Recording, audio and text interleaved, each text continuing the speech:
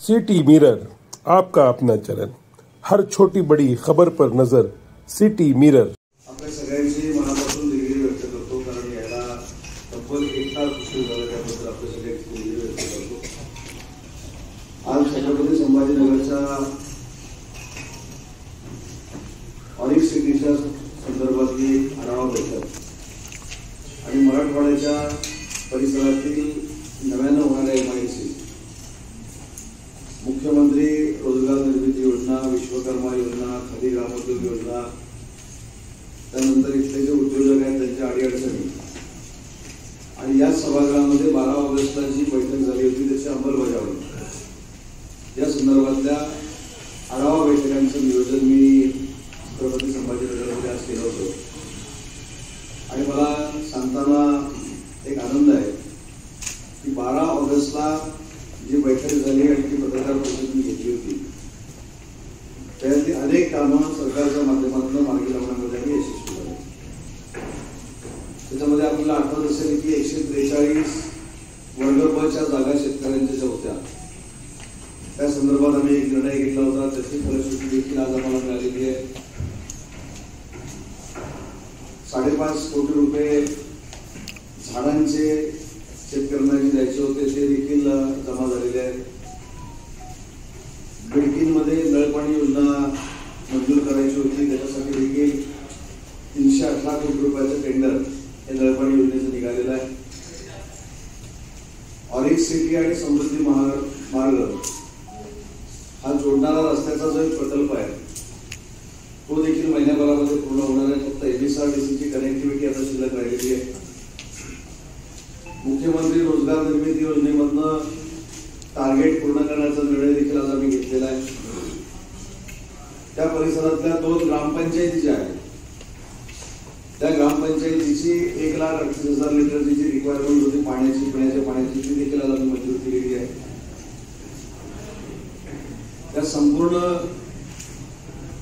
कॉरिडॉरला जो बायपास रस्ता आहे 27 किलोमीटरचा, त्याच्यासाठी देखील आम्ही केंद्र सरकारकडे पैसे मागण्याचा आम्ही निर्णय घेतला आहे। PAPचे जे प्रश्न होते जे 12 ऑगस्टच्या बैठकीमध्ये चर्चा झालेले होते ते देखील अनेक प्रश्न आम्ही सोडवलेले आहेत। आणि सगळ्यात महत्वाची गोष्ट 56,306 कोटी रुपयाचे प्रकल्प होते। त्याच्यामध्ये JSW आहे, किर्लोस्कर टोयोटा आहे, अथर आहे, JSWचा अजून एक बसचा प्रकल्प आहे। या प्रकल्पांची सुरुवात देखील या संपूर्ण परिसरामध्ये झालेली आहे। किर्लोस्कर टोयोटाच्या कंपाऊंड वॉलला सुरुवात झाली। JSWने 25% आमच्याकडे बघितले आहेत, त्यांना देखील आता आम्ही जागा देतोय। आणि आज पुन्हा एकदा छत्रपती संभाजीनगरला सांगताना मला आनंद आहे की महायुतीच्या सरकारनं छत्रपती संभाजीनगरसाठी म्हणजेच मराठवाड्यासाठी जे औद्योगिक सकारात्मक पाऊल टाकलं, आज मितीला 22 प्रकल्पांनी याच आमच्या सगळ्या परिसरामध्ये जमिनीची मागणी केलेली आहे। आणि या 22 प्रकल्पांची गुंतवणूक जी आहे ती सुमारे 35,000 कोटी रुपये आहे। म्हणजे आपल्याकडे 50,206 कोटी रुपये तर गुंतवणूक होतेच आहे, परंतु अजून 35,000 कोटीची गुंतवणूक व्हावी यासाठी जागेचं नियोजन आणि जागेची मागणी इंडस्ट्रीजने केली आहे। त्याची यादी देखील मी आपल्याला दिली। मला असं वाटतं की याच्यातले 70% प्रोजेक्ट जरी आम्ही छत्रपती संभाजीनगरमध्ये आणले तर 20,000 कोटीची ऍडिशनल गुंतवणूक ही छत्रपती संभाजीनगरमध्ये होणार आहे। बिडकीन छत्रपती संभाजीनगर वाया अहमदनगर हा जो 27 किलोमीटरचा एक रस्ता आहे, त्याच्यासाठी देखील केंद्र सरकारकडे आम्ही पैसे मागणार आहोत। पण मागणी आहे, छत्रपती संभाजीनगरची पण मागणी आहे, नागपूरची पण मागणी आहे। पण आता तुम्ही जर छत्रपती संभाजीनगरमध्ये बघितलं असेल तर जागेची मागणी बाकीच्या इंडस्ट्रीसाठी फार मोठ्या पद्धतीने आहे। त्याच्यामध्ये IT सेक्टर आहे, जापनीज कंपन्या आहेत, EV व्हेकलच्या कंपन्या आहेत, EV बसेसच्या कंपन्या आहेत, EV स्कूटरच्या कंपन्या आहेत, बॅटरी तयार करण्याच्या कंपन्या आहेत, फार्मामधल्या कंपन्या आहेत। त्याच्यामुळे मला असं वाटतं की आज या सगळ्या जागा ज्यांना इंडस्ट्रीसाठी आवश्यक आहे त्यांना देऊन पहिली इंडस्ट्री सुरू करणं आणि बेरोजगारी दूर करणं ही आमच्या समोरची प्रायोरिटी आहे. आणि त्याच्यातनं एखादा ड्रोनवाला जर आमच्याकडे आला आणि त्याने जागा मागली त्याला पण देऊ, त्याच्यामुळे तो काही इश्यू नाही.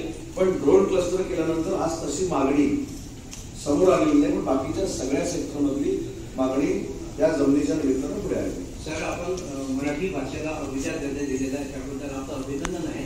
परंतु दुसरीकडे अशी परिस्थिती आहे की महानगरपालिकेच्या शाळा आणि जिल्हा परिषदेच्या मराठी माध्यमाच्या शाळा बहुतांश बंद होण्याच्या मार्गावर आहे. या संदर्भात या संदर्भामध्ये दोन महत्वाचे मुद्दे असे आहेत की मराठी भाषा हा जो विभाग आहे तो मराठी भाषेच्या जतन, संवर्धन आणि प्रचारासाठी म्हणजे माझी जबाबदारी हटत नाही. पण शालेय शिक्षण असेल किंवा उच्च तंत्रशिक्षण असेल याच्यामध्ये देखील मराठीचा वापर असला पाहिजे याचा निर्णय मी स्वतः उच्च व तंत्रशिक्षण विभागाचा मंत्री असताना घेतला. आणि इंजिनिअरिंग देखील मराठीतनं असलं पाहिजे म्हणून इंजिनिअरिंगची पुस्तकं देखील मराठीतनं आपण सुरू केली. आणि देशातलं पहिलं मराठीतून शिक्षण देणारं इंजिनिअरिंग कॉलेज हे पुण्याच्या पिंपरी चिंचवडमध्ये सुरू करण्यामध्ये आपण यशस्वी झालो. मला असं वाटतं की महानगरपालिकेच्या शाळा आहेत, आयुक्तांनी पुढाकार घेतला पाहिजे. आमचा विभाग त्याच्यासोबत आहे. शालेय शिक्षणामध्ये जर करायचं असेल तर आपण मराठी भाषा म्हणून त्यांच्या सोबत राहू. पण या सगळ्या गोष्टीमध्ये पालकांची मानसिकता जी देखील आहे ती देखील अशी बनली पाहिजे की महानगरपालिकेच्या शाळांमध्ये आपल्या मुलांना घातले पाहिजे. आणि हे घालत असताना महानगरपालिकेची शाळा देखील प्रायव्हेट शाळेसारखीच ताकदीनं उभी राहिली पाहिजे.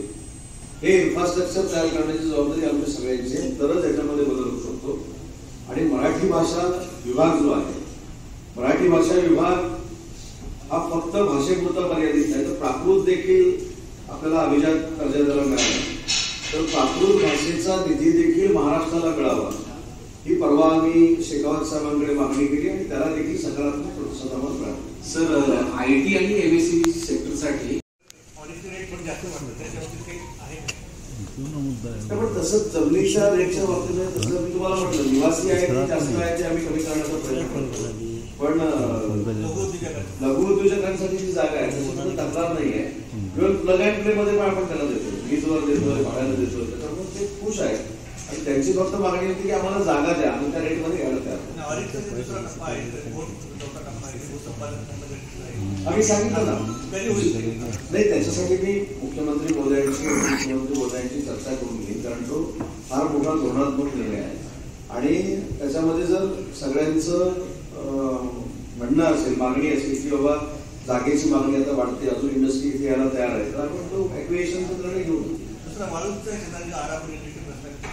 ते पण अनेक दिवसांपासून 2-4 वर्षापासून आपल्या 2017 पासून ते प्रलंबित होतं परंतु त्याचं प्रलंबित नाही. शेवटच्या टप्प्यामध्ये ही MIDC आलेली आहे. त्याचे पण कागद म्हणजे आमचे आवडीचा आहेत पाहिजे तुम्हाला देतील. पण येत्या 4 ते 5 महिन्यामध्ये सगळ्या प्रक्रिया पूर्ण व्हायला काय हरकत. सर, सकाळच्या सरकारनामानं आम्ही एक महत्वाच्या मुद्द्यावर प्रकाश टाकलाय की उद्योगावर दहशत राज सुरू झालेला आहे. अनेक ठिकाणी युनियन्स आहेत आणि त्या युनियन्स मार्फत उद्योजकांना खंडणीसाठी धमक्या दिल्या जात आहेत, प्रसंगी त्यांचं अपहरण केलं जाते वगैरे सगळ्या मुद्दे आहेत. आणि अशा परिस्थितीमध्ये संभाजीनगर असेल किंवा अन्य ठिकाणी राज्यातल्या वेगवेगळ्या ठिकाणी स्थलांतर करण्याच्या तयारीत काही उद्योजक आहेत आणि स्थानिक उद्योजकांना भीती वाटते. ते सगळं जे उद्योगावर जे संकट येत त्याच्याकडे काय विशेष लक्ष देणं गरजेचं आहे असं उद्योजकांच्या आजच्या बैठकीमध्ये ही देखील चर्चा झाली आणि त्या बैठकीला स्वतः पोलीसचे आमचे प्रवीण पवार साहेब देखील CP साहेब उपस्थित होते. एक 2 महत्वाच्या गोष्टी याच्यामध्ये आहेत की अशी प्रवृत्ती मोडून तोडून ठेचून काढली पाहिजे. कारण जो उद्योजक येतो तो अनेकांना रोजगार देत असतो, बेरोजगारी दूर करत असतो. एखादा उद्योजक जाणीवपूर्वक त्रास देण्याचा जर प्रयत्न करत असेल तर त्याच्यासाठी देखील प्रशासन आहे. परंतु जाणीवपूर्वक खंडणी मागण्याचा जर प्रयत्न करत असेल तर त्या उद्योजकांना पुढे यावं, त्याला पूर्ण संरक्षण दिलं जाईल. आणि जी प्रवृत्ती त्यांच्या विरोधात खंडणी मागण्याचा प्रयत्न करते त्यांना जेलची सभा भरावी लागेल. आणि ही प्रवृत्ती पूर्ण महाराष्ट्रातून उकरून टाकण्यासाठी सरकार या उद्योजकांसोबत आहे. नाही, अवैधरित्या युनियन उभे राहिलं युनियनचं काय असा एक प्रश्न. युनियनमध्ये सांगतो, युनियनमध्ये 2 प्रकार आहेत. आता आपण माथाडी कामगारांचं युनियन म्हणतो. माथाडी कामगारांचा जो कायदा आहे तो अतिशय चांगला कायदा आहे. माथाडी कुटुंबाला ताकद देणारा तो कायदा आहे, पण त्यांच्या नावावर देखील काही माथाडी संघटना तयार होऊन काही खंडणीचे प्रकार करतात आणि याच्यावर माननीय मुख्यमंत्री महोदयांचं धोरण देखील स्पष्ट आहे. एकनाथ शिंदे साहेबांचं देखील धोरण स्पष्ट आहे.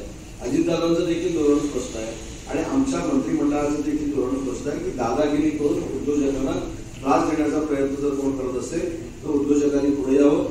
पूर्णतः उद्योजकांना आम्ही संरक्षण देऊ, पोलीस त्यांच्यावर कारवाई करेल आणि असा प्रकार पुन्हा महाराष्ट्रात घडणार नाही याची दक्षता घेऊ. परंतु कोणीतरी पुढे आलं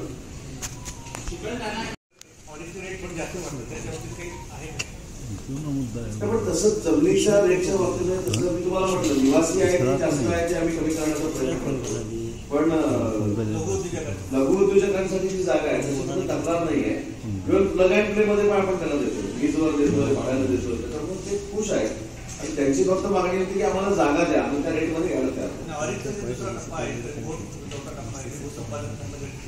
आम्ही सांगितलं ना नाही, त्याच्यासाठी मी मुख्यमंत्री महोदयांची चर्चा करून घेईन, कारण तो फार मोठा धोरणात्मक निर्णय आहे आणि त्याच्यामध्ये जर सगळ्यांचं म्हणणं असेल, मागणी असेल की बाबा जागेची मागणी आता वाढते, अजून इंडस्ट्री इथे यायला तयार आहे, तर आपण तो ॲक्विएशनचा निर्णय घेऊ. दुसरा वाळूंचा शेताची आराखडा ते पण अनेक दिवसांपासून 2-4 वर्षापासून आपल्या शासनाकडे प्रलंबित 2017 पासून ते प्रलंबित होतं, परंतु आता प्रलंबित नाही. शेवटच्या टप्प्यामध्ये ही MIDC आलेली आहे, त्याचे पण कागद म्हणजे आमचे आवडीचा आहेत, पाहिजे तुम्हाला देतील. पण येत्या 4 ते 5 महिन्यामध्ये सगळ्या प्रक्रिया पूर्ण व्हायला काय हरकत. सकाळच्या सरकारनामानं आम्ही एक महत्वाच्या मुद्द्यावर प्रकाश टाकलाय की उद्योगावर दहशत राज सुरू झालेला आहे. अनेक ठिकाणी युनियन्स आहेत आणि त्या युनियन्स मार्फत उद्योजकांना खंडणीसाठी धमक्या दिल्या जात आहेत, प्रसंगी त्यांचं अपहरण केलं जाते वगैरे सगळ्या मुद्दे आहेत. आणि अशा परिस्थितीमध्ये संभाजीनगर असेल किंवा अन्य ठिकाणी राज्यातल्या वेगवेगळ्या ठिकाणी स्थलांतर करण्याच्या तयारीत काही उद्योजक आहेत आणि स्थानिक उद्योजकांना भीती वाटते. ते सगळं जे उद्योगावर जे संकट येत आहे त्याच्याकडे काय विशेष लक्ष देणं गरजेचं आहे असं उद्योजकांचं. आजच्या बैठकीमध्ये ही देखील चर्चा झाली आणि त्या बैठकीला स्वतः पोलीसचे आमचे प्रवीण पवार साहेब देखील CP साहेब उपस्थित होते. 1-2 महत्वाच्या गोष्टी याच्यामध्ये आहेत की अशी प्रवृत्ती मोडून तोडून ठेचून काढली पाहिजे. कारण जो उद्योजक येतो तो अनेकांना रोजगार देत असतो, बेरोजगारी दूर करत असतो. एखादा उद्योजक जाणीवपूर्वक त्रास देण्याचा जर प्रयत्न करत असेल तर त्याच्यासाठी देखील प्रशासन आहे, परंतु जाणीवपूर्वक खंडणी मागण्याचा जर प्रयत्न कोण करत असेल तर त्या उद्योजकांना पुढे यावं, त्याला पूर्ण संरक्षण दिलं जाईल आणि जी प्रवृत्ती त्यांच्या विरोधात खंडणी मागण्याचा प्रयत्न करते त्यांना जेलची सभा भोगावी लागेल आणि ही प्रवृत्ती पूर्ण महाराष्ट्रातून उकळून टाकण्यासाठी सरकार या उद्योजकांसोबत आहे. नाही, अवैधरित्या युनियन उभे राहिलं, युनियनचं काय असा एक प्रश्न. युनियनमध्ये सांगतो, युनियनमध्ये 2 प्रकार आहेत. आता आपण माथाडी कामगारांचं युनियन म्हणतो. माथाडी कामगारांचा जो कायदा आहे तो अतिशय चांगला कायदा आहे. माथाडी कुटुंबाला ताकद देणारा तो कायदा आहे, पण त्यांच्या नावावर देखील काही माथाडी संघटना तयार होऊन काही खंडणीचे प्रकार करतात आणि याच्यावर माननीय मुख्यमंत्री महोदयांचं धोरण देखील स्पष्ट आहे. एकनाथ शिंदे साहेबांचं देखील धोरण स्पष्ट आहे. अजितदादांचं देखील धोरण स्पष्ट आहे आणि आमच्या मंत्रिमंडळाचं देखील धोरण स्पष्ट आहे की दादागिरी करून उद्योजकांना त्रास देण्याचा प्रयत्न जर कोण करत असेल तर उद्योजकांनी पुढे यावं. पूर्णतः उद्योजकांना आम्ही संरक्षण देऊ, पोलीस त्यांच्यावर कारवाई करेल आणि असा प्रकार पुन्हा महाराष्ट्रात घडणार नाही याची दक्षता घेऊ. परंतु कोणीतरी पुढे आलं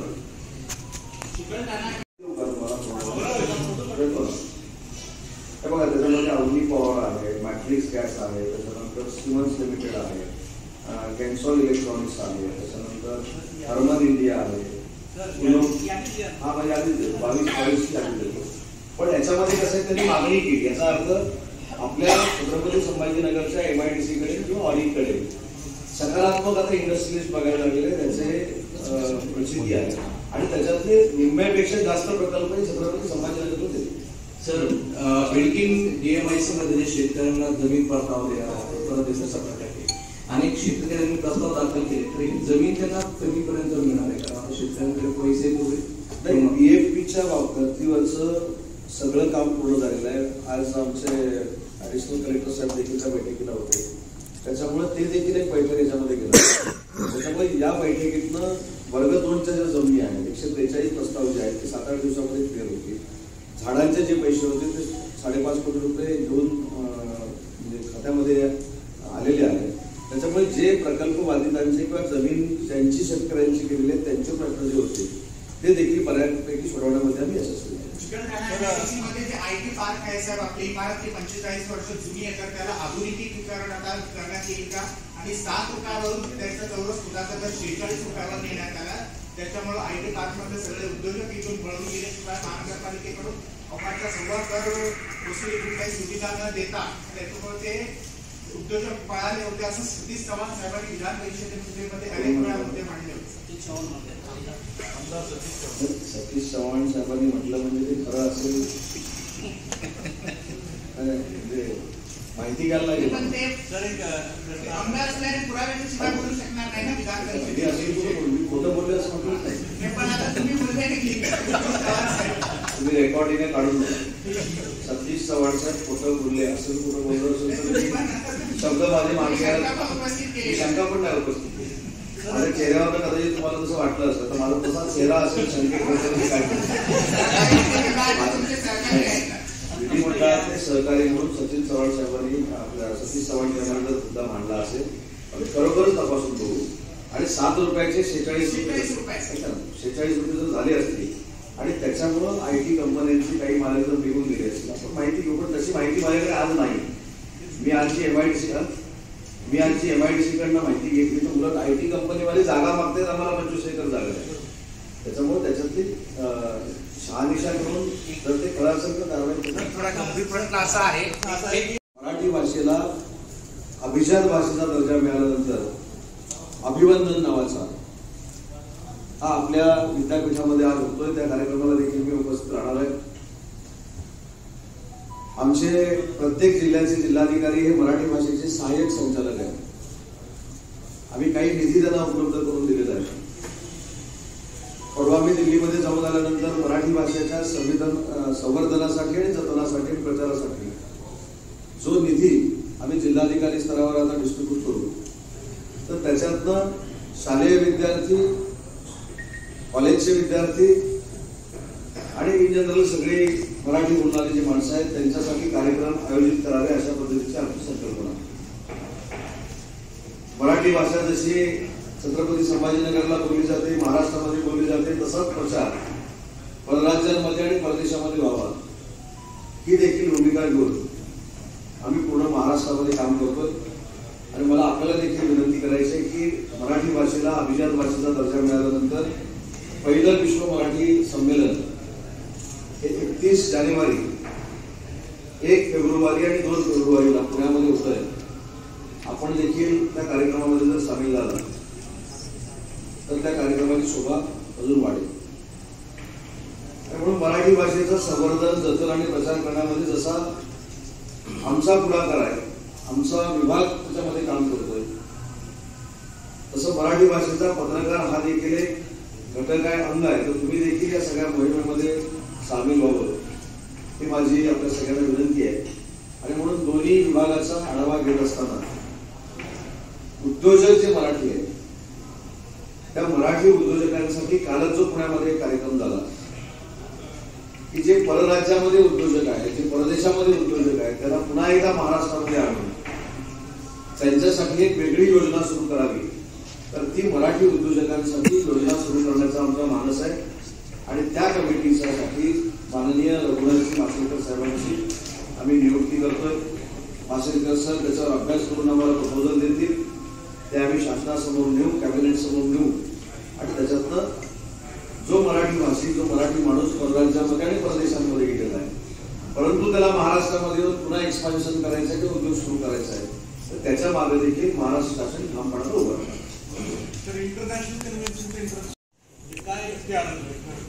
आपण जागा द्यायचा तर निर्णय घेतलेलाच आहे, परंतु त्याला फंडिंग केंद्र शासन करणार आहे आणि त्याची जबाबदारी असोसिएशनने घेतलेली होती. त्यांना फक्त जागा उपलब्ध करून द्यायची होती, त्याच्यानंतर फंडिंग ते करणार होते.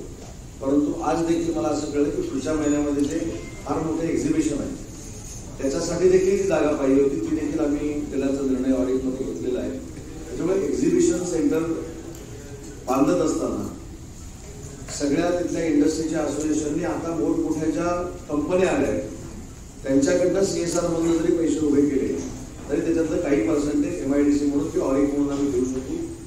पण त्याच्या पुढे जाऊन अजून एक महत्वाची गोष्ट की छत्रपती संभाजीनगरमध्ये घडणाऱ्या भविष्याच्या कालावधीमध्ये इंडस्ट्रीसाठी तर टोयोटा कंपनीनं 50 एकर जागा ही स्किल सेंटरसाठी आमच्याकडे मागितली आणि ते स्किल सेंटरसाठी जागा देण्याची देखील आम्ही मागणी केली आहे. ऑरिकमध्ये निवासी जागा ज्या आहेत त्याचा दर जास्त असल्यामुळे त्या निवासी जागा जात नाही असं निदर्शनाला आल्यामुळं सगळ्या नेते मंडळींशी, मुख्यमंत्र्यांशी, उपमुख्यमंत्र्यांशी चर्चा करून तो देखील रेट कमी करण्याचा माझा मानस आहे. अम्युनिटीजसाठी आपण जे काही प्लॉट देतो MGMनं माझ्या माहितीप्रमाणे तिथं जागा मागितली जिथे त्यांची युनिव्हर्सिटी होते.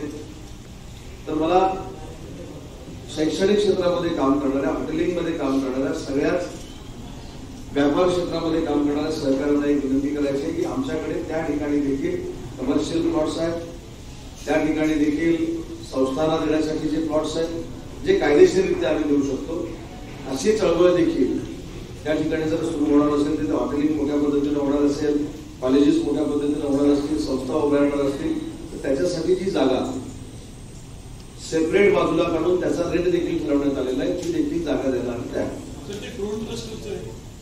खूप दिवस झाले त्याचा पुढे प्रस्ताव आहे गेले मला असं वाटतं काय धोरण आता हा विधानसभेचा हा विधान परिषदेतला प्रश्न आहे ना. कारण चिकलठाण्याला जोर आहे.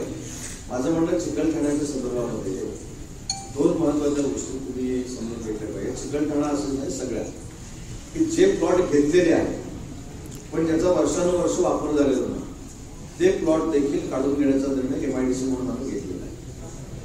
काही प्लॉट्स करोनामुळं राहिले. आम्ही धोरण आणलं की 2 वर्ष अगदी कसलीही चर्चा न करता कसलाही कागद न बघता मुदतवाढ द्यावी. पण या सगळ्या गोष्टी केल्यानंतर सुद्धा जर पडून राहिले असतील प्लॉट उद्योजकांकडे ते काढून घेतले पाहिजे.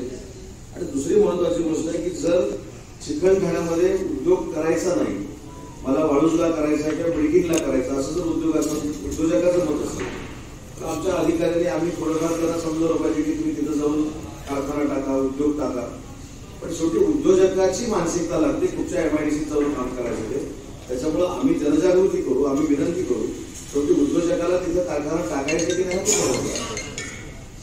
तरुणांना, मराठी लोकांना व्यवसाय नाकारला जातो किंवा बऱ्याचदा नोकऱ्या नाकारला जातात कारण तुम्ही मराठी नाहीये, मराठी लोक अलाउड नाहीये पुण्यामध्ये, मुंबईमध्ये वाद पाहायला मिळतात. 2 भाग आहेत. मराठी माणूस जो आहे, मराठी भाषिक जो आहे त्याला परराज्यात ती भाषा बोलावी अशा काही ठिकाणी जबरदस्ती झाल्या तर ही प्रवृत्ती शासन म्हणून आम्ही सहन करणार नाही. शेवटी मराठी आमची मातृभाषा आहे. मराठी भाषेबद्दल प्रत्येक महाराष्ट्रातल्या माणसाला अभिमान असला पाहिजे. महाराष्ट्र हा परराज्यातल्या लोकांनी अनेक देशातील लोक इथे येऊन राहिलेला आहे, ते नटलेलं आहे, सगळं बरोबर आहे. आपण कुठच्या राज्यातल्या भाषेचा अपमान करतो का? आपण कुठच्याही राज्यातल्या भाषेचा अपमान करत नाही. आणि म्हणून बाहेरच्यानी येऊन मराठी भाषेचा लोकांवर दादागिरी करून मराठी भाषेचा अपमान करणं हा आपल्या राज्याचा अपमान आहे. म्हणून ही दादागिरी केली जाणार. नाईट लाईफची पण म्हणजे काही डिमांड्स येतात. अशी काही इथेही डिमांड्स आलेली आहे असं आम्हाला कधी की बाबा जेव्हा पूर्ण देशभरातून इथे लोक येतात तर त्यांना 5 दिवस काम केल्यावर 2 दिवस मग ते त्यांनी एंटरटेन कुठे करावं. अशी उद्योजकाची पण अशी तुमच्याकडे मागणी केली होती असं आम्हाला कळालं. काय नाईट लाईफ MIDC सुरू करावं? नाही म्हणजे काही त्यासाठी प्रयत्न MIDC पण होत आहेत का?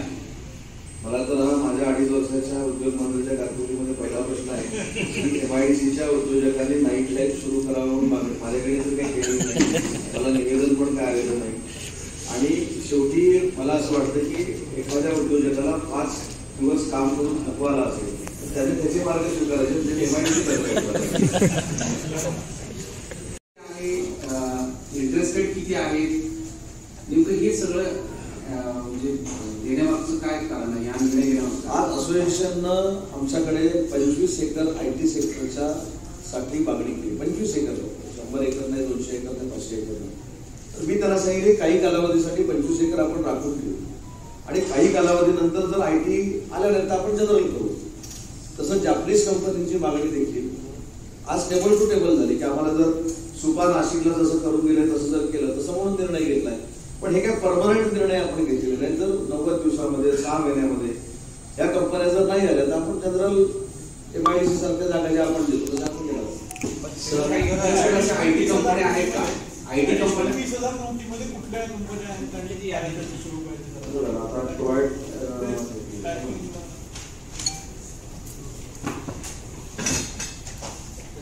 30,000 कोटीची प्रकल्पाची जागा फक्त मध्ये संभाजीनगरमध्ये मागितलेली आहे. आपण 100,000 कोटी रुपयाच्या प्रकल्पांना जागा देण्याच्या मनस्थितीमध्ये आहोत. त्यांच्याशी आम्ही चर्चा करतोय. पण तरी आपण 70% आले जरी म्हटलं तरी 20,000 कोटीची ऍडिशनल गुंतवणूक छत्रपती संभाजीनगरमध्येच होणार. काही क्लस्टर बनवण्याचा निर्णय छत्रपती संभाजीनगर आणि मराठवाड्याच्या परिसरामध्ये घेतला होता. त्याच्यामध्ये मसाल्याचं क्लस्टर असेल, लाकडाच्या फर्निचरचं क्लस्टर असेल, त्या सगळ्याच्या पाठीशी सरकार असल्यामुळं त्या औद्योगिक सहकारी संस्थांना 5 कोटी 6 कोटी 7 कोटी हे जे काही प्रकल्प होते ते देखील मंजुरी शासनाने दिली आणि ते 35 ते 40 कोटी रुपयाचे प्रकल्प आता मराठवाड्याच्या परिसरामध्ये होणार. प्रत्येक मराठवाड्याच्या जिल्ह्यामध्ये तालुक्याच्या ठिकाणी MIDC असावी हे धोरण आम्ही जे स्वीकारलेलं होतं ती देखील लँड एक्विजिशनची प्रोसिजर फार मोठ्या पद्धतीनं मराठवाड्याच्या पूर्ण तालुक्यांमध्ये सुरू आहे. काही ठिकाणी विरोध झालेला आहे. विरोध झालेला असताना मी स्वतः आता काही लोकप्रतिनिधींशी बोलणार आहे. जर खरोखरच मोठ्या पद्धतीने विरोध होणार असेल आणि ती MIDC तशीच पूर्ण राहणार असेल किंवा त्याला विरोधामुळे ती होणारच नसेल तर त्याचं देखील डिनोटिफिकेशन करावं अशा पद्धतीची जी लोकप्रतिनिधींची मागणी आहे त्याचा देखील आम्ही सकारात्मक विचार करण्याचा निर्णय घेतलेला आहे. 3-4 तालुक्यांच्या आहेत, त्यांची नावं मी सांगत नाही. आणि तिथं जर परत शेतकऱ्यांनी सांगितले की आम्हाला MIDC पाहिजे ती देखील मानसिकता आम्ही बनवण्याचा प्रयत्न करतो. MSME साठी पूर्ण ऑरेंज सिटीतली 20% जागा ही राखीव आहे. आज MSMEच्या लोकांनी अशी मागणी केली की 20 गुंठ्याची आणि 1 एकरची प्रोव्हिजन त्याच्यामध्ये करावी. तर तसे 20 गुंठ्याचे आणि 1 एकरचे प्लॉट देखील पाडण्याचा निर्णय आज आम्ही घेतला. कैमरा वो चालू करो.